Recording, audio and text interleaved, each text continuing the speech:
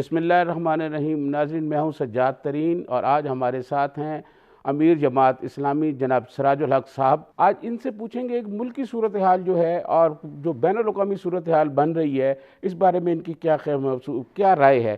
بہت شکریہ سر، آپ نے ٹائم دیا۔ سراج الحق صاحب، جماعت اسلامی کی جو کشمیر کے حوالے سے جدوجہد ہے وہ بہت زیادہ ہے، وہ میرے خیال میں کسی سے پوشیدہ نہیں ہے، لیکن اس وقت جو کشمیر کی صورتحال ہے اس کے بارے میں آپ کی کیا رائے ہے؟ جماعت اسلامی کی کیا پالیسی ہے؟ اور ساتھ ایل او سی پر فائرنگ بھی روز ہو رہی ہے۔ بسم اللہ الرحمن الرحیم۔ سجاد بھائی، اس رمضان کے مہینے میں ہمارے ایک میٹنگ ہو گئی زوم کے ذریعے، اور اس میں ہمارے مقبوضہ کشمیر کے دوست بھی شریک تھے، جو بیرونی دنیا میں ہیں، پاکستان کے دوست بھی تھے اور آزاد کشمیر کے لوگ بھی تھے، اور اس میں ہم نے بہت تفصیل کے ساتھ مقبوضہ کشمیر کا جائزہ لیا۔ پہلی بات تو یہ ہے کہ وہاں 9 مہینوں سے جو لاک ڈاؤن ہے، تو اب دنیا کی سمجھ میں یہ بات آ گئی کہ لاک ڈاؤن ہے کیا چیز، اس لیے کہ اللہ تعالیٰ نے اب ساری دنیا کو ایک قید خانہ بنایا۔ لیکن اس کرونا وائرس کی وبا کی وجہ سے کشمیریوں کی مشکلات میں اور اضافہ ہوا، اور اس کرونا وائرس کو انڈین آرمی نے بالکل ایک ویپنز کے طور پر استعمال کیا ہے۔ علاج کی سہولیات بھی نہیں ہیں، کھانے کے انتظامات بھی نہیں ہیں، دوائی اور علاج کی سہولیات بھی نہیں ہیں، 9 مہینوں سے تعلیمی ادارے بھی بند ہیں، اور پورا کشمیر اب حقیقی معنوں میں ایک قید خانہ ہے، اس لیے کہ ہر گھر پر ایک فوجی بیٹا ہے۔ ساری سیاسی قیادت اس وقت جیلوں میں ہے۔ 13,000 نوجوان اس وقت کشمیر سے اٹھا کر انڈین آرمی نے انڈیا کے مختلف فوجوں میں جیلوں میں بند رکھے ہیں، اور کوئی آواز اٹھانے والا بھی نہیں ہے۔ سارے دروازے بند ہیں، سارے آنکھیں بند ہیں، سارے کان بند ہیں، اور کشمیری ہے جو یا اللہ کی طرف دیکھ رہے ہیں یا پاکستان کی طرف۔ تو ایسے میں ہم سب کا یہ فرض ہے کہ ہم کشمیریوں کا ترجمان بھی بنیں، وہاں جو انسانی حقوق کی وائلیشن ہو رہی ہے اس سے ساری دنیا کو بھی آگاہ کرے۔ سب سے پہلے تو پاکستان، بعد میں اسلامی دنیا، اور اس کے بعد جو ساری دنیا ہے اس کو ہم اس طرف متوجہ کرنے میں اپنا کردار ادا کریں۔ سر، یہ 5 اگست کے بعد حکومت پاکستان کا جو رد عمل سامنے آیا ہے، اس کے بارے میں آپ کی کیا رائے ہے؟ مقبوضہ کشمیر پہ جو 5 اگست کو انہوں نے 2 آرٹیکل ختم کیے، اس کے بعد پاکستان کی جانب سے جو ری ایکشن آیا ہے، اس کے بارے میں آپ کیا کہیں گے؟ دیکھیے، پہل جو کام انڈین آرمی نے کیا، انڈین حکومت نے کیا، وہ یہ کہ انہوں نے مقبوضہ کشمیر میں جماعت اسلامی مقبوضہ کشمیر پر پابندی لگا دی۔ تقریباً 4,000 ان کے ورکر جیلوں میں ڈالا، ان کے سکولز بند کیے، ان کے کالجز بند کیے، ان کے مدارس بند کیے، ان کے دفاتر بند کیے، ان کی ساری قیادت انہوں نے جیل میں ڈالا۔ وہی وقت تھا کہ پاکستان اس ظلم کے خلاف آواز اٹھاتی حکومت، لیکن مجھے افسوس ہے نہیں اٹھائی۔ اور اس کے بعد مسلسل جب ان کی طرف سے حملے شروع ہو گئے تو اللہ تعالیٰ نے ہمارا پیور کیا، نصرت کیا، اور ان کے پائلٹ گرفتار بھی ہو گیا، ان کے جہاز بھی تباہ ہو گئے، اور یہ پہلا معرکہ تھا جس میں ان کو شکست ہوئی۔ لیکن اس کے بعد جو مسلسل ان کے اقدامات ہیں، جس طرح انہوں نے 35 دفعہ میں تبدیلی کی، انہوں نے وہاں انڈین آرمی کے علاوہ RSS کے غنڈوں کو لا کر آباد کیا، وہاں انہوں نے ان کے ڈومیسائل پالیسی میں تبدیلی کی، وہاں انہوں نے باہر سے مزدوروں کے نام پر لوگوں کو آ کر وہاں آباد کرنا شروع کیا، سرمایہ کاری کے نام پر وہاں ہندو کاروباری لوگوں کو لا کر وہاں زمینوں پر قبضے شروع کیے۔ تو میں سمجھتا ہوں کہ یہ وہ مراحل تھے جس میں پاکستان کی حکومت پورے زور اور شور کے ساتھ کام کرتی، آواز اٹھاتی، لیکن عمران خان صاحب نے ایک تقریر اقوام متحدہ میں کی، بہت زوردار تقریر تھی، اس سے پوری کشمیری قوم کو ایک امید تو دلائی گئی، لیکن اس تقریر کے بعد ایک پراسرار خاموشی ہے، اور جو اب تک ہے۔ کبھی کبھار جناب وزیر خارجہ کے بیانات آتے رہتے ہیں، وہ بھی جب بہت زیادہ کوئی پریشر میں اضافہ ہو جائے. لیکن جس طرح مقبوضہ کشمیر کا مسئلہ پاکستان کے لیے زندگی اور موت کا مسئلہ ہے، اس لیے کہ خدا نخواستہ یہ مومنٹ ناکام اور یہ مہم ناکام ہوئی، پاکستان کا پانی بند ہو جائے گا اور یہ آپ کا پنجاب بالکل بنجر بن جائے گا. ان کا جو بارڈر ہے وہ بالکل آپ کے قریب آئے گا. اس لیے میں سمجھتا ہوں کہ اس سے بڑا کوئی اہم مسئلہ اس وقت پاکستان کے لیے نہیں ہے. کرونا وائرس کے مسائل اپنی جگہ پر ہے لیکن یہ وقتی ہے. لیکن ہمارے لیے زندگی کا جو بہت بڑا مسئلہ ہے وہ کشمیر کا ہے. اس لیے ہم اب بھی حکومت سے مطالبہ کرتے ہیں، کل بھی ہم نے مطالبہ کیا سینٹ میں بھی، قومی اسمبلی میں بھی، ہر جگہ، کہ خدا کے لیے اپنی ذمہ داری پوری کرے. لیکن حکومت اب تک جو کچھ کر رہی ہے کم از کم کشمیری قوم اس پر مطمئن نہیں ہے.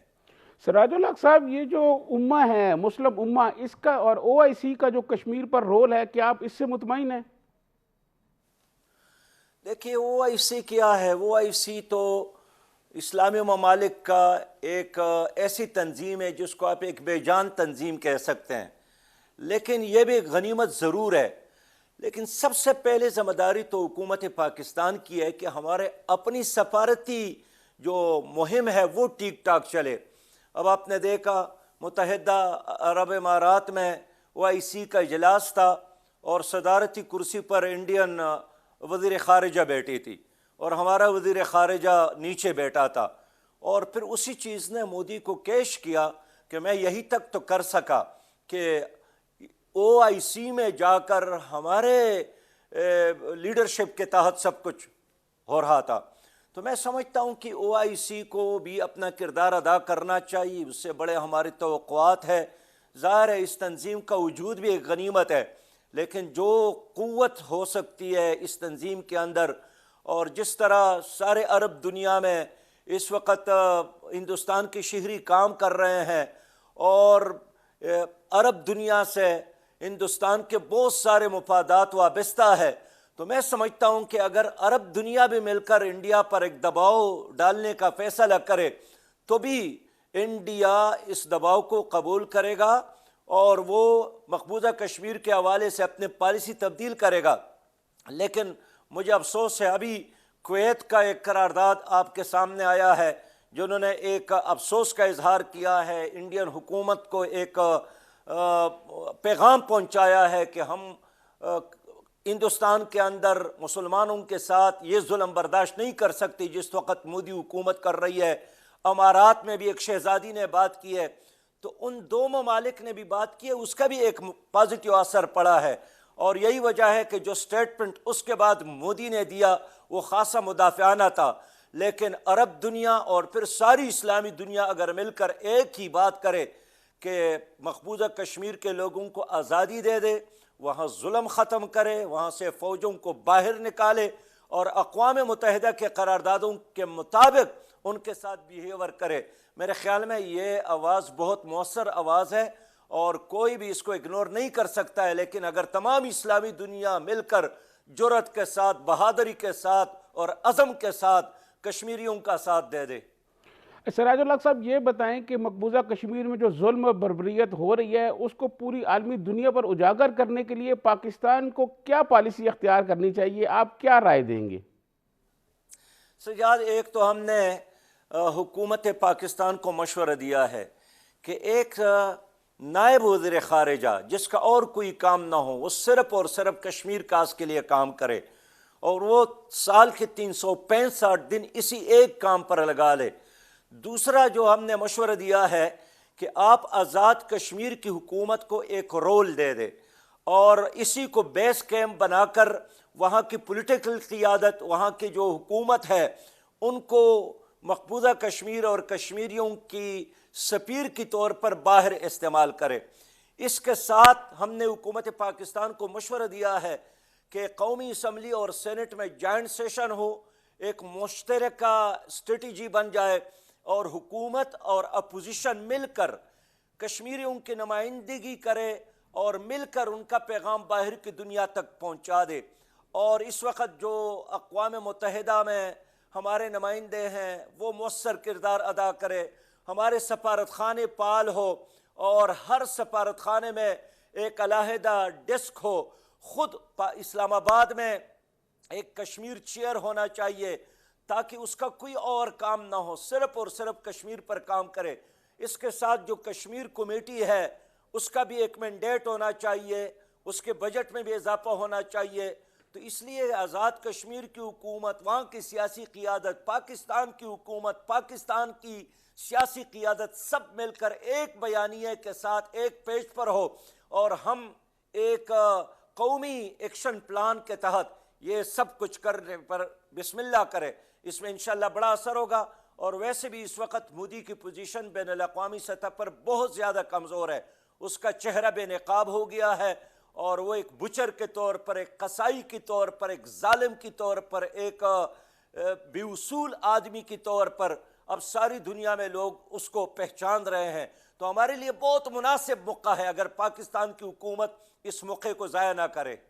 سراج الحق صاحب یہ بتائیں، ہماری جو کشمیر کمیٹی ہے آپ اس کے کردار سے مطمئن ہیں؟ یہ پچھلے 18-20 ماہ میں جب سے یہ حکومت آئی ہے اور کشمیر کمیٹی بنی، اس نے جو رول کیا اس سے آپ مطمئن ہیں؟ سجاد بھائی یہ تو آپ کو پتہ ہے کہ یہ جو پی ٹی آئی ہے یہ بڑے اعتراضات کرتے تھے گزشتہ حکومتوں کے پالیسیوں پر، ان کی کشمیر کمیٹی کی کارکردگی پر. ان دنوں مولانا فضل الرحمان صاحب اس کمیٹی کے چیئرمین تھے اور عمران خان صاحب ہر جلسے میں اس کا ذکر بھی کرتے رہے. لیکن جب یہ حکومت قائم ہوئی تو آپ یقین کریں 8 مہینوں تک تو اس کمیٹی کا کوئی چیئرمین ہی نہیں تھا، نہ کوئی اجلاس ہوا. یہ تو جب پلوامہ کا واقعہ ہوا اور کشمیر ایک برننگ ایشو بن گیا تو لوگوں نے پوچھا کہ پاکستان کے کشمیر کمیٹی کا چیئرمین کون ہے. تو پھر انہوں نے راتوں رات دوڑ دھوپ کر کے جناب فخر امام صاحب کو کشمیر کمیٹی کا چیئرمین بنایا. تو اس لیے غیر سنجیدگی کا اندازہ آپ اس سے کر سکتے ہیں کہ حکومت قائم ہونے کے بعد قومی اسمبلی کی تقریباً 34 کمیٹیاں، ان سب کے اجلاسات ہوتے ہیں، ان سب کا کوئی چیئرمین تھا، ان سب کے اپنے اپنے مینڈیٹ کے ساتھ ان کے بجٹ ہوتے تھے، کام کرتے تھے. اگر کوئی کمیٹی غیر پال رہی اس دوران تو صرف کشمیر کمیٹی ہے. فخر امام صاحب کے آنے کے بعد پھر کچھ اجلاسات شروع ہو گئے، پھر ہم نے بھی ان سے رابطے شروع کیے اور کچھ ان کے ساتھ اپنے جو احساسات تھے، تجاویز تھے، ہم نے شیئر کرنا شروع کیا. لیکن آپ نے پوچھا تو میں یہی کہنا چاہتا ہوں کہ کشمیر کمیٹی خدا کرے کہ فعال ہو، خدا کرے کہ اپنی ذمہ داری پوری کرے. لیکن اس وقت کشمیری جو زندگی اور موت کی کشمکش میں ہے، اسی طرح ہماری حکومت اور کمیٹی اس کو نہیں لے رہی ہے. اچھا سراج الحق صاحب، حکومت جو ہے وہ 18ویں ترمیم میں تبدیلی کے حوالے سے بہت بات چیت کر رہی ہے. وزراء بہت کہہ رہے ہیں کہ موجودہ جو 18ویں ترمیم ہے اس میں کچھ تبدیلیاں کرنی چاہیے. جماعت اسلامی کا پوائنٹ آف ویو کیا ہے 18ویں ترمیم کے حوالے سے؟ دیکھیے پہلی بات یہ ہے سجاد بھائی کہ یہ وقت 18ویں آئینی ترمیم کے حوالے سے بحث کا ہے یا اس وقت کرونا وائرس کی وجہ سے جو معیشت تباہ ہو رہی ہے، جو بے روزگاری عام ہو رہی ہے. آج بھی پنجاب کی حکومت کے ایک ذمہ دار کا بیان تھا کہ ہمارے ساتھ تنخواہوں کے لیے پیسے نہیں ہیں. یہی حال خیبر پختونخوا کا ہے، یہی حال بلوچستان کا ہے، یہی حال سندھ کا ہے. تو اس کا مطلب یہی ہوا نا کہ قوم جس مصیبت میں اس وقت مبتلا ہے تو ہمارے ان وزراء کو شاید اس تکلیف کا، اس درد کا، اس غم کا کوئی احساس نہیں ہے اور یہ ان موضوعات کو چھیڑنے کی کوشش کر رہے ہیں جو اس وقت کوئی ایشو ہی نہیں ہے. 18ویں آئینی ترمیم کے حوالے سے میرے بھی تجاویز موجود ہے، لیکن میں سمجھتا ہوں کہ یہ وقت 18ویں ترمیم کو چھیڑنے کا نہیں ہے. اس وقت قوم کو متحد کرنے کی ضرورت ہے، ایک پیج پر لانے کی ضرورت ہے اور نئے نئے ایشوز کڑا کرنا نہ حکومت کے مفاد میں ہے نہ عوام کے مفاد میں ہے. کرونا وائرس کے حوالے سے آپ نے بات کی، یہ فروری کے اینڈ پر جو ہے ایک کیس سامنے آیا تھا. فروری سے لے کے آج تک سراج الحق صاحب حکومت نے جو حکمت عملی اختیار کی ہے، آپ اس سے مطمئن ہیں؟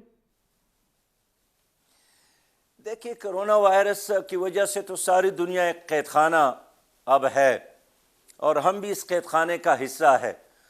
لیکن ممکن ہے چائنا کے بارے میں ہم یہ کہیں کہ اس پر یہ مصیبت اچانک آئی ہے. اٹلی کے بارے میں ہم یہ کہیں کہ ان پر اچانک مصیبت آئی ہے، ایران کے بارے میں بھی ہم یہ کہیں کہ ان پر اچانک ایک مصیبت آئی ہے، لیکن پاکستان کے لیے یہ اچانک نہیں ہے، اس لیے کہ ساری دنیا تماشا دیکھ رہی تھی، یہاں کے اخبارات بھی، الیکٹرانک میڈیا بھی، سوشل میڈیا بھی وہاں کی تصاویر لوگوں کو دکھا رہے تھے، کرونا وائرس سے دنیا کو آگاہ کر رہے تھے، لیکن ہماری حکومت اس وقت ٹس سے مس نہیں ہوئی۔ اور پھر آپ نے دیکھا کہ تبتان میں بات آ گئی کہ وہاں کوئی 70-75 لوگ ایسے تھے جو ایران گئے تھے اور جو بیمار تھے، اس وائرس کے شکار ہو گئے تھے، لیکن وہاں ہزاروں لوگوں کے ساتھ ان کو اکٹھا ڈال کر تو جو 75 تھے وہ ہزاروں میں تبدیل ہو گئے، اور پھر بغیر علاج کے اس کو اٹھا کر کراچی پہنچایا گیا، سکر پہنچایا گیا، گلگت بلتستان پہنچایا گیا، اور جہاں جہاں ممکن تھا بسوں میں بٹھا کر ان لوگوں کو وہاں پہنچایا گیا۔ تو اس طرح اگر آپ یہ کہیں کہ یہ وائرس آئی نہیں ہے، یہ درآمد کی گئی ہے۔ اور اب حکومت کے بارے میں آپ نے پوچھا، تو آپ مجھے بتائیں کہ حکومت کس کا نام ہے؟ یہ حکومت وفاق کا نام ہے، یہ صوبہ سندھ کا نام ہے، یہ KPK اور پنجاب کا نام، بلوچستان کا نام ہے، اس لیے کہ یہ 3-4 مہینے ہونے کو ہے، آج تک ہماری حکومت ایک پالیسی نہیں بنا سکی۔ ہر دن وفاقی حکومت کا ایک بیانیہ اور سندھ کی حکومت کا کوئی اور بیانیہ۔ اس ملک میں بھی لاک ڈاؤن ہوا ہے، اور آج بھی جناب اسد عمر صاحب کا بیان ہے کہ 186 ارب روپے کا نقصان ہوا ہے۔ ان کا اپنا سٹیٹمنٹ ہے کہ 10 لاکھ جو ادارے ہیں وہ بند ہو گئے ہیں یا کچھ بند ہو رہے ہیں۔ ان کا سٹیٹمنٹ ہے کہ کروڑہ لوگ، 7 کروڑ سے زیادہ لوگ جو خط غربت ہے اس کے نیچے چلے گئے۔ ان کا بیان ہے کہ معیشت بیٹھ رہی ہے، لیکن اس سب کچھ کے باوجود آپ دیکھیے کہ 4 مہینے ہو گئے، نہ لاک ڈاؤن اسی طرح ہوا جس طرح باقی دنیا میں، نہ اس کے فوائد ہمیں حاصل ہو گئے اور اس کے نقصانات تو ہو گئے۔ تو حکومت کی اس پالیسی کی وجہ سے معاشی نقصان تو ہوا، لیکن حکومت کی اس پالیسی کی وجہ سے فائدہ کچھ نہیں ہوا، اور یہی وجہ ہے کہ عمران خان صاحب نے 4 تقاریر کی ہے تو لاک ڈاؤن کے خلاف کی ہے، اور اگلے دن لاک ڈاؤن ہوا بھی۔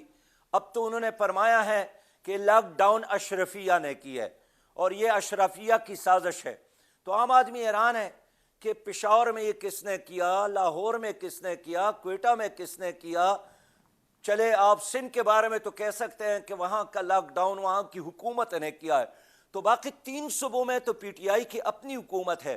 تو اس کا مطلب یہی ہوا نا کہ خود وفاق کے اندر بھی کسی چیز پر یکسوئی نہیں ہے، ہر منسٹر کا اپنا ایک قبلہ ہے، ہر انسان کا اپنا ایک سوچ ہے، اور اس کے مطابق یہ حکومت نہیں چل رہی ہے۔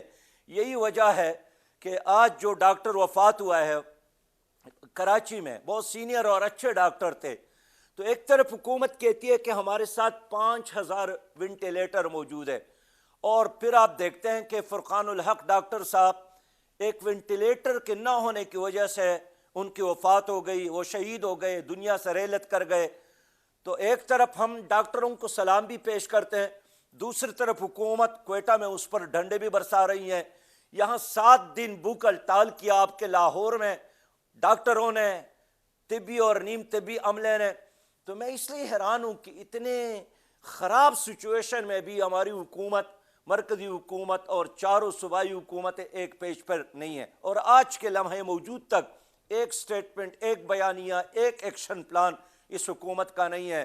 سجاد آپ کے علم میں ہے کہ جیسا ہی یہ وبا یہاں عام ہوئی تو سب سے پہلے میں نے پیشکش کی حکومت کو کہ جماعت اسلامی کے تمام وسائل ہم حکومت کو پیش کرتے ہیں، اپنے ہسپتال پیش کیے، اپنے ڈاکٹر پیش کیے، اپنے جو بھی صلاحیت ہے وہ پیش کی، اور میں نے کہا کہ یہ وقت یہ سیاست کا نہیں ہے، اس وقت ہمیں اپنی سیاست کو فریج میں رکھنا چاہیے اور اس وقت لوگوں کی خدمت کرنی چاہیے۔ لیکن اتنا عرصہ ہو گیا، وزیر اعظم صاحب نے سیاسی لیڈروں کا، سیاسی جماعتوں کا ایک اجلاس تک نہیں بلایا، اور یہی وجہ ہے کہ اس وقت بھی کوئی سمت معلوم نہیں ہے۔ بس اللہ تعالیٰ سے دعا کرتے ہیں کہ وہ خود ہمارے اوپر رحم کرے، اس لیے کہ ہماری حکمرانوں کا کوئی ایک بیانیہ یا ایک حکمت عملی تو آج تک ہمیں نظر نہیں آ رہی ہے۔ سراج الحق صاحب، ماضی میں یہ دیکھا گیا ہے کہ ملک میں جب کوئی مشکل وقت آیا ہے تو حکومت فوراً اتفاق رائے پیدا کرتی ہے اور اپوزیشن کو ساتھ ملا کے کوئی آل پارٹیز کانفرنس کرتی ہے۔ اس وقت جو صورتحال ہے اس میں وفاق جو ہے وہ صوبوں کے ساتھ اتفاق رائے پیدا کرنے میں ناکام کیوں نظر آ رہا ہے؟ یہی بات تو میں کرتا ہوں نا کہ یہ وزیر اعظم صاحب کا پرست تھا کہ پہلے دن وہ چاروں صوبائی وزرائے اعلیٰ کو، گلگت اور بلتستان کے وزیر اعلیٰ کو اور آزاد کشمیر کے وزیر اعلیٰ کو بلاتے، اور اچھا تو یہ ہوتا کہ اپوزیشن کو بھی ساتھ بلاتے، اس لیے کہ یہ پارٹی کا مسئلہ نہیں ہے، یہ 22 کروڑ عوام کا مسئلہ ہے۔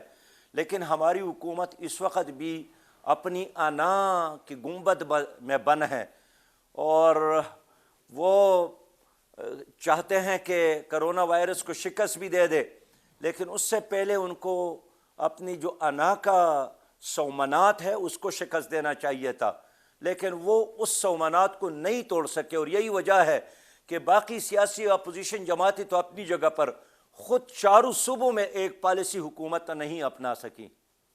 سراج الحق صاحب، یہ بتائیں کہ جماعت اسلامی کے کارکن جو ہیں وہ تو جگہ جگہ اور گلی محلے میں پہنچے ہیں راشن لے کے، جبکہ ریاست آف پاکستان کے پاس بہت وسائل بھی ہیں، بہت طاقت بھی ہے، اس کے باوجود ابھی تک ٹائیگر فورس بن رہی ہے، کوئی نظر نہیں آ رہا کہ لوگوں کو راشن مل رہا ہو۔ اس کی کیا بنیادی خرابی کہاں ہے؟ دیکھیں سجاد، 3 مہینے تو گزر گئے، لوگوں پر 11-12 تو گزر گیا نا جی۔ یہ بھوک ہے اور جو افلاس ہم نے دیکھا ہے ان گلیوں اور کوچوں میں، جس مصیبت میں ہمارے عوام اس وقت مبتلا ہے، وہ جو دہاڑی پر کام کرنے والے مزدور ہے اس کا بھی کھانا خراب ہو گیا، اور جو چھوٹی دکاندار ہے، جو کاروباری لوگ ہیں، وہ بھی بیچارے رو رہے ہیں۔ اتنا عرصہ گزر گیا، اب حکومت ٹائیگر پال رہی ہے کہ ٹائیگر یہ جوان ہوگا اور پھر یہ کام کرے گا، اور وزیر اعظم صاحب نے فرمایا ہے کہ ان کو جہاں ہمارے ایم پی اے ہیں، ایم این اے ہیں، وہاں ان کو بڑا فائدہ ہوگا۔ تو بابا آپ 12,000 روپیہ دے رہے ہیں، 12,000 روپیہ ایک مہینہ تو کیا ایک ہفتہ بھی اس پہ گزارا نہیں ہوتا ہے، لیکن وہ بھی اس حکومت نے بر وقت نہیں پہنچایا۔ اور میں دعوے کے ساتھ کہہ سکتا ہوں کہ جو حکومت کے ساتھ ڈیٹا ہے وہ بھی غلط ہے، اس میں تمام مستحقین کے نام نہیں ہیں۔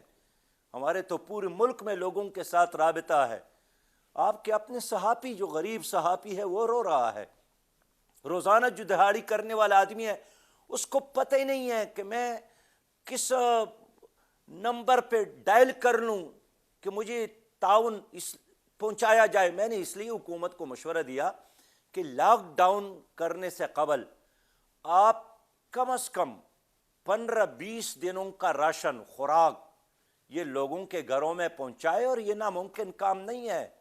جو کام آپ 6 مہینے بعد کرنا چاہتے ہیں وہ اگر آپ 4 مہینے پہلے ہی کرتے تو آپ کا لاک ڈاؤن بھی کامیاب ہوتا، لوگ آپ کا ساتھ دیتے کہ ہاں آپ نے ہماری ضرورت پوری کی ہے۔ تو اس لیے اس حکومت کو ہم نے مشورہ دیا کہ ٹائیگر بنانے کی بجائے پاکستان کے اپنے جو ادارے ہیں، جو غیر جانبدار ادارے ہیں، آپ کے ساتھ فوج ہے، آپ کے ساتھ پولیو کے قطرے پلانے والے وہ تجربہ کار ٹیم ہیں، آپ کے ساتھ اسکولوں میں پڑھانے والے اساتذہ کرام ہیں، آپ کے ساتھ بہت سارے رضاکار لوگ ہیں، آپ ان کے ذریعے کام کریں تاکہ اب تک ہر آدمی تک امداد پہنچ چکا ہوتا اور لوگوں کو یہ رونے دھونے کی ضرورت ہی نہ ہوتی۔ لیکن مجھے افسوس ہے حکومت اب تک یہ کام نہیں کر سکے اور نہ اب بھی ارادہ ہے۔ مجھے یہاں پروڈیوسر صاحب ایک بریک کا کہہ رہے ہیں، بریک سے جب واپس آئیں گے تو پھر سراج الحق صاحب سے پوچھیں گے کہ بڑے بڑے سکینڈل جو آئے ہیں، چینی اور آٹا کے سکینڈل، اس بارے میں ان کی کیا رائے ہے۔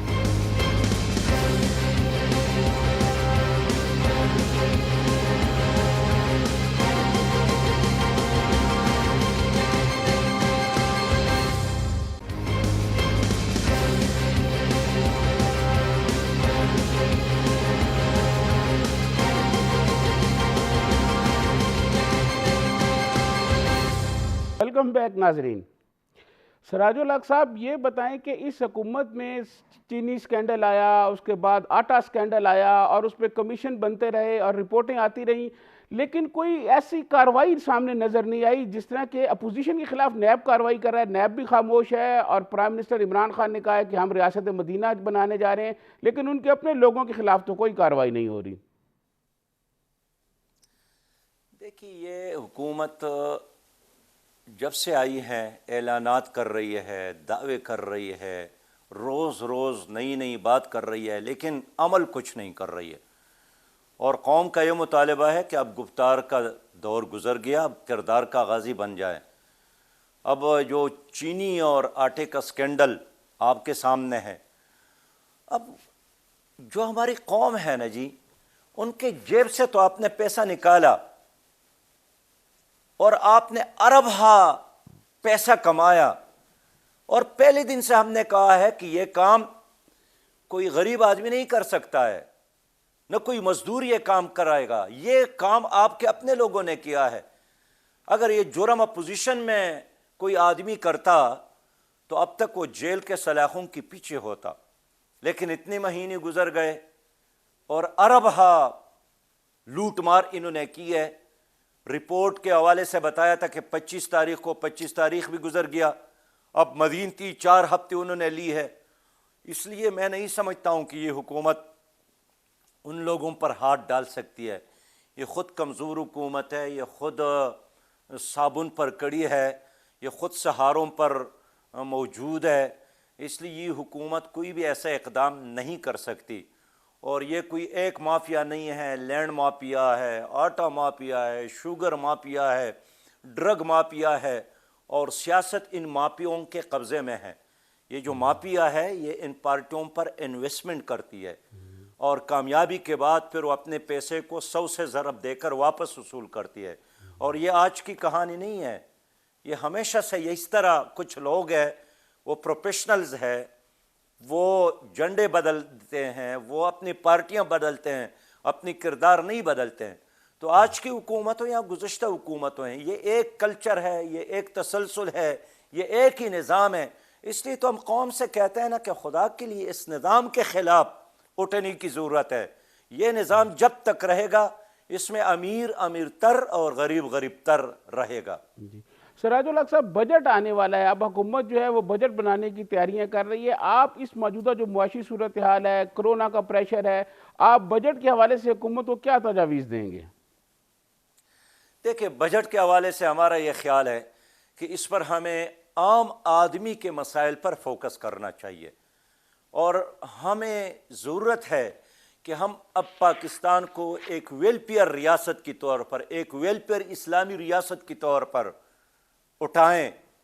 اور ویلفیئر اسلامی ریاست نعروں کا نام نہیں ہے، یہ اس چیز کا نام ہے کہ آپ بجٹ کس طرح تقسیم کرتے ہیں۔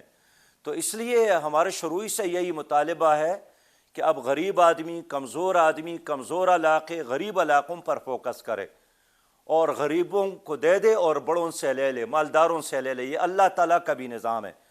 تو میں سمجھتا ہوں کہ ایک تو سودی نظام کا خاتمہ ہونا چاہیے۔ گزشتہ بجٹ میں بھی 2900 ارب روپیہ انہوں نے سود کی ادائیگی کے لیے رکھا تھا، اور جب ہم نے وزیر خزانہ سے پوچھا کہ یہ کیسے آپ ادا کریں گے، تو 2900 ارب کے لیے انہوں نے کہا کہ ہم مزید قرضہ لیں گے۔ تو جو نظام سود کی بنیاد پر ہو وہ غریب کے لیے نہیں ہوتا ہے۔ سودی نظام میں ہمیشہ ایک محدود طبقہ اور طاقتور بن جاتا ہے، اور غریب کا ہمیشہ اس میں استحصال ہوتا ہے۔ تو ہم چاہتے ہیں کہ اس میں جو بنیادی ضرورت کی چیزیں ہیں، دیکھیں جو عام آدمی ہے نا جی، اس کا مطالبہ ایئر کنڈیشن کا نہیں ہے، اس کا مطالبہ ہے کہ آٹا سستا ہونا چاہیے، دال سستا ہونا چاہیے، گھی سستا ہونا چاہیے، دوائی سستی ہونی چاہیے۔ آپ کی حکومت نے، اس حکومت نے 200 گنا اضافہ کیا دوائی کی قیمتوں میں، 200 گنا اضافہ کیا۔ ہم نے حکومت کو یہی مشورہ دیا کہ تعلیم کو عام کرنے کے لیے ضروری ہے کہ اس کو آپ سستا کر لے اور ایک نصاب بنا لے، اور غریب کے بیٹے کے لیے تعلیم کا نظام مفت کر لے۔ یہ ایک ویلفیئر اسلامی ریاست کی ذمہ داری ہے۔ ہمارا یہی مطالبہ ہے کہ جب تک ایک نوجوان کو روزگار نہ ملے اس وقت تک اس نوجوان کو بے روزگاری الاؤنس دینا چاہیے۔ ہم نے یہی تجویز پیش کی ہے کہ جو بوڑھے اور بزرگ لوگ ہیں اس کو بڑھاپا الاؤنس ہونا چاہیے، ہم نے تجویز کی ہے جو باصلاحیت لوگ ہیں، کچھ کرنا چاہتے ہیں لیکن اس کے ساتھ پیسہ نہیں ہے، آئیڈیا موجود ہے، سوچ موجود ہے، ڈگری موجود ہے، صلاحیت موجود ہے، ان کو بلا سود قرض دینا چاہیے۔ تو میں یہ کہنا چاہتا ہوں کہ حکومت کا کام یہ نہیں ہے کہ آئی ایم ایف کے کہنے پر زیادہ سے زیادہ ٹیکس اکٹھا کرے اور دنیا کو بتا دے کہ جی ہم نے اپنے عوام کو نچوڑا ہے۔ حکومت کا کام یہی ہے کہ اپنا خزانہ عوام پر خرچ کرے، اور جب آپ نے عوام کو طاقتور بنایا وہ آپ کو بھی دیں گے، لیکن اس کے لیے اعتماد بحال کرنا ضروری ہے۔ میں ٹیکس کے خلاف نہیں ہوں، لیکن سب سے پہلے میں چاہتا ہوں کہ زکوٰۃ کا نظام ہو جو اللہ کا حکم ہے، عشر کا نظام ہو جو اللہ کا حکم ہے، اور پھر یہ ہے کہ جن لوگوں نے ناجائز دولت لی ہے، 436 جو پاناما لیکس میں انوالو لوگ ہیں، ان کا محاسبہ تو اب تک نہیں ہوا۔ اس لیے ہم چاہتے ہیں کہ جن لوگوں کے ساتھ ہی جو ناجائز دولت ہے، ناجائز بڑے بڑے پلازے موجود ہے، بنگلے موجود ہے، اس چیزوں کو سرکاری کر کے وہ پیسہ غریبوں پر خرچ کرے۔ تو ہم ان 3 چیزوں پہ خرچ کرنا چاہتے ہیں کہ دفاع کے بعد سب سے زیادہ ہمیں خرچ کرنا چاہیے صحت پر اور تعلیم پر۔ پھر ہمارا ملک ایک زرعی ملک ہے، اگر آپ کا کاشتکار طاقتور نہیں ہے تو آپ کا ملک طاقتور نہیں بن سکتا ہے، لیکن اس ملک میں سب سے زیادہ جو مظلوم ہے وہ کاشتکار ہے، وہ پسینہ بھی بہاتا ہے اور اس کے بچے پھر بھوکے بھی سوتے ہیں۔ تو میں چاہتا ہوں کہ اس بجٹ میں کاشتکار کے مسائل کو حل کر لے۔ ایک ویلفیئر اسلامی ریاست کے لیے ضروری ہے کہ ہم اپنی معیشت کو قرآن اور حدیث کے نظام پر بیس کر لے۔ اب تو دیکھیے جاپان نے بھی سود چھوڑا، اب تو کوریا نے بھی سود چھوڑنا شروع کیا، اب تو بہت ساری یورپی ممالک میں جو شرعی سود ہے وہ 0% پر آیا ہے۔ تو ہمیں تو اللہ نے حکم دیا ہے کہ سود نہ کرو، یہ میرے ساتھ اعلان جنگ ہے۔ اس لیے اس حکومت کا انقلابی اقدام یہی ہوگا کہ سودی نظام کے خاتمے کا اعلان کرے۔ ہم اس میں اپریشیٹ کریں گے، شاباش دیں گے، ساتھ دیں گے، اس لیے کہ سودی نظام اور اسلامی مدینہ کی اسلامی ریاست یہ ساتھ ساتھ نہیں چل سکتے۔ سراج الحق صاحب، گزشتہ 2 سال کے دوران جو نیب کی کارکردگی رہی ہے اسے آپ کیسے دیکھتے ہیں؟ اپوزیشن کی طرف سے تو یہ کہا جا رہا ہے کہ نیب جو بلا امتیاز احتساب کرنے میں ناکام ہو گیا ہے، آپ کیا کہیں گے؟ میں یہی کہنا چاہتا ہوں کہ نیب کو بلا امتیاز سب کا احتساب کرنا چاہیے، سیاستدانوں کا احتساب کرنا چاہیے تھا، ججز کا احتساب کرنا چاہیے تھا، جرنیلوں کا احتساب کرنا چاہیے تھا، اور سیاسی لوگوں کا احتساب کرنا چاہیے تھا۔ اس لیے کہ یہ جو اسٹیٹ بینک سے آپ نے جو پیرس لی ہے، آپ اس پیرس کو دیکھیں جنہوں نے ارب ہا قرضے لے کر ہڑپ کیے ہیں، اس میں کن کے نام ہیں؟ کون اس کا احتساب کرے گا؟ نیب خود اس ادارے پر جتنا خرچ ہو رہا ہے، مجھے افسوس ہے کہ نیب نے اب تک جو کمائی کی ہے یا جو وصولی کی ہے وہ تو اس ادارے پہ خرچ جو ہو رہا ہے اس کے مطابق بھی نہیں ہے۔ تو یہ ٹھیک ہے کچھ لوگوں کو انہوں نے بلایا، بار بار بلاتے ہیں، لیکن جو شفاف انداز سے احتساب ہونا چاہیے تھا قوم کہتے ہیں کہ وہ نہیں ہو رہا ہے، اور لوگ یقین کرتے اگر سب سے پہلے یہ ان لوگوں کا احتساب کرتے جو اس وقت حکومت میں شامل ہے۔ اس لیے کہ احتساب کا آغاز اپنی ذات سے ہونے چاہیے، پھر اپنی پارٹی سے ہونے چاہیے، اپنی حکومت سے ہونے چاہیے۔ یہ نہیں ہو سکتا ہے کہ جب آپ کہتے ہیں کہ اپوزیشن ہی کا احتساب ہو، کا اپوزیشن کا بھی کرنا چاہیے، لیکن حکومت کے اندر جو لوگ موجود ہیں ان کا بھی احتساب ہونا چاہیے۔ اور سجاد میں کہتا ہوں اگر صحیح احتساب ہو گیا تو اس وقت جو لوگ اسمبلیوں میں موجود ہیں ان میں اکثریت آپ کو جیلوں میں نظر آئیں گے۔ سراج الحق صاحب، یہ بتائیں کہ حکومت نے، پرائم منسٹر عمران خان نے یہ نعرہ لگایا کہ ہم پاکستان کو ریاست مدینہ بنائیں گے، تو کہ گزشتہ 2 سال میں جو ان کی حکومت کا ٹائم گزرا ہے کوئی ایسا اقدام آپ کو نظر آتا ہے جس سے لگے کہ یہ ریاست مدینہ کی طرف جا رہے ہیں؟ دیکھیے اس حکومت نے اعلانات جو کیے نا جی، اب 1 کروڑ نوکریوں کا اعلان کیا، اب خود کہتے ہیں، آج بھی جناب اسد عمر صاحب کا سٹیٹمنٹ ہے کہ 1 کروڑ 70 لاکھ لوگ مزید بے روزگار ہوں گے۔ انہوں نے اعلان کیا تھا کہ ہم 50 لاکھ لوگوں کو گھر دیں گے جن کے اپنے گھر نہیں ہیں، اس پر بھی عمل نہیں ہوا۔ تو مدینہ کی اسلامی ریاست کے بارے میں یہ ضرور ہوا کہ لوگ آپ تانے دے رہے ہیں مدینہ کی اسلامی ریاست کو، حال یہ ہے کہ اس میں مدینہ کی اسلامی ریاست کا کیا کام ہے؟ اس لیے مدینہ کے نام لے لے کر خود اس نظام کو یہ متنازع کر رہے ہیں۔ انہوں نے تبدیلی کی بات کی، اب تبدیلی کہاں آئی؟ یہ ٹھیک ہے کہ 3-4 بار انہوں نے چیف سیکرٹری بدلا، پنجاب کا آئی جی پی کو بار بار بدلا، کے پی کے میں بار بار تبدیلی آئی، بلوچستان میں۔ تو بیوروکریسی کا نام تبدیلی نہیں ہے، تبدیلی نام ہے بیہیویئر کا، تبدیلی نام ہے سوچ کا، تبدیلی نام ہے کردار کا، تبدیلی نام ہے نظام کا، تبدیلی نام ہے آپ قوانین میں تبدیلی کرے۔ لیکن آپ نے دیکھا کہ ہماری قومی اسمبلی میں، ہمارے سینٹ میں قانون سازی تو ہوئی نہیں۔ تو اس لیے مدینہ کی اسلامی ریاست ایک بہت پاک اور ایک مقدس نام ہے، کاش ہماری حکومت اس کی طرف ایک قدم اٹھاتی، ہم شاباش دیتے، لیکن الٹا سمت میں ان کی سفر جاری ہے۔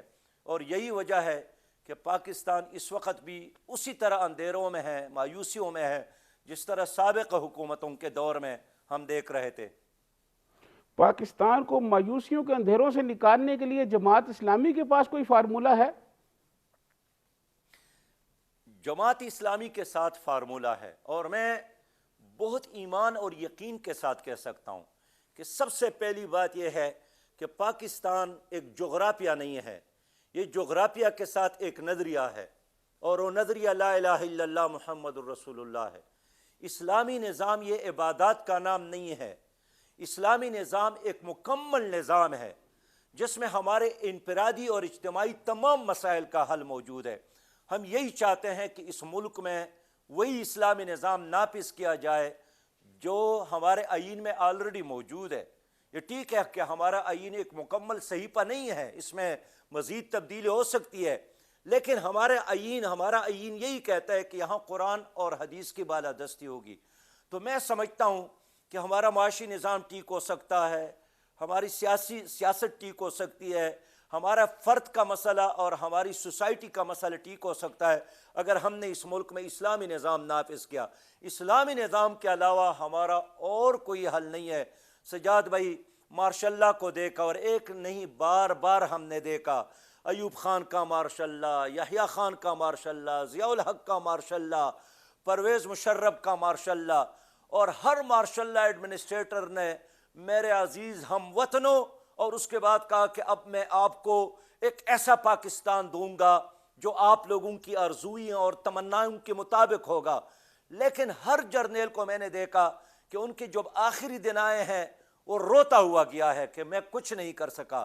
ہم نے ان اوڈیروں اور جاگیرداروں کو بھی دیکھا، سندھ کے اوڈیروں کو دیکھا، پنجاب کے اوڈیروں کو دیکھا، بلوچستان کے اوڈیروں کو دیکھا، اور بار بار دیکھا، پیپل پارٹی کے نام سے دیکھا، مسلم لیگ کے نام سے بھی دیکھا، پی ٹی آئی کے نام سے بھی دیکھا، وہی چند سو اوڈیرے اور جاگیردار اور سرمایہ دار ہے، لیکن وہی نظام جس کے خلاف بر صغیر کے مسلمانوں نے بغاوت کر کے پاکستان بنایا تھا، ان اوڈیروں اور جاگیرداروں نے تمہاری اوپر اسی نظام کو برقرار رکھا ہے۔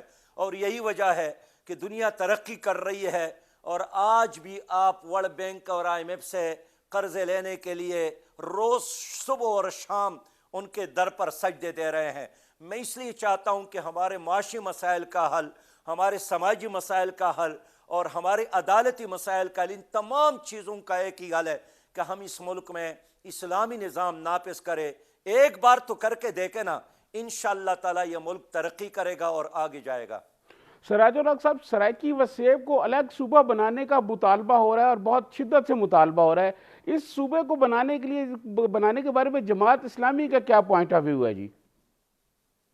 دیکھیں سجاد بھائی، ایک تو کراچی صوبہ بنانے کا کوئی مطالبہ نہیں ہو رہا ہے، اور اگر آپ نے نئے صوبے ایک بار بنانا شروع کیے تو پھر آپ دیکھیں گے کہ بلوچستان میں بھی، خیبر پختونخوا میں بھی، خود صوبہ سندھ میں بھی بہت سارے ایسے نئے ایشوز کھڑے ہوں گے۔ اس وقت ہمیں اپنے قوم کے مسائل حل کرنے کی طرف جانا چاہیے۔ آپ نے دیکھا خود اس پی ٹی آئی کی حکومت نے بھی، پیپل پارٹی کی حکومت نے بھی، مسلم لیگ کی حکومت نے بھی جنوبی پنجاب کے ساتھ وعدہ کیا تھا، اور بار بار وعدہ کیا تھا، وہ وعدہ اب تک نہیں نبھا سکے۔ تو باقی ایشوز جو نئے نئے ہیں، میرے خیال میں اس وقت قوم انتشار کی طرف جا سکتی ہے، اس میں کوئی فلاح اور کامیابی میں نہیں دیکھ رہا ہوں۔ اس لیے ہمیں انصاف دینا چاہیے، انصاف ہوگا، کراچی والے بھی خوش ہوں گے، اندرونی سندھ والے بھی خوش ہوں گے، بلوچستان والے بھی خوش ہوں گے، اور پنجاب اور کے پی کے اور قبائل کے لوگ بھی خوش ہوں گے۔ اگر انصاف نہ ہو، عدل نہ ہو، میرٹ کے بالادستی نہ ہو، قانون کی حکمرانی نہ ہو، تو آپ کی باپ کی حکومت بھی قائم ہو جائے تب بھی آپ پریشان رہیں گے کہ دوسرے بیٹے کو زیادہ حق دیا اور مجھے کچھ حق نہیں دیا۔ اس لیے قانون کی حکمرانی، عدل اور انصاف کی حکمرانی ضروری ہے۔ سراج الحق صاحب، پیٹرول کی جو قیمتیں ہیں وہ دنیا بھر میں بہت کم ہو گئی ہیں، لیکن پاکستان میں اس طرح کم نہیں ہو پا رہی، اس کی کیا وجہ ہے؟ حکومت پیٹرول کی قیمتیں کیوں نہیں کم کر رہی؟ حکومت ظلم کر رہی ہے، اور اس مصیبت کے وقت بھی حکومت قوم سے کما رہی ہے۔